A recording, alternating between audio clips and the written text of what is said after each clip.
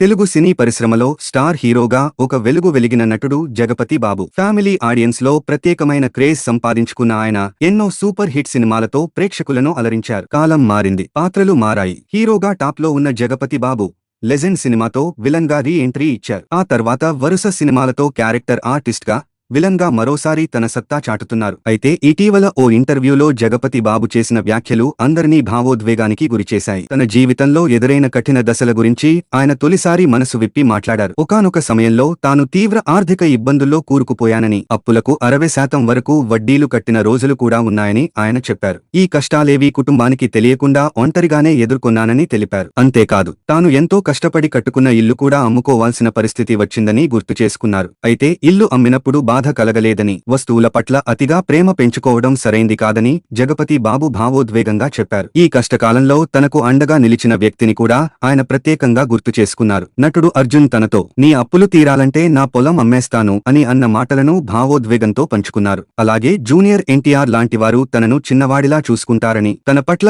ఎంతో శ్రద్ధ తీసుకుంటారని చెప్పారు. సినిమా ఇండస్ట్రీలో కొందరు స్నేహితులు ప్రాణం ఉన్నంతవరకు తోడుగా ఉంటారని జగపతి బాబు చేసిన వ్యాఖ్యలు ఇప్పుడు సోషల్ మీడియాలో వైరల్ గా మారాయి. ఇది కేవలం ఒక నటుడి కథ కాదు, జీవితంలో పడిపోయినా మళ్లీ లేచే ధైర్యం ఉన్న వ్యక్తి కథ.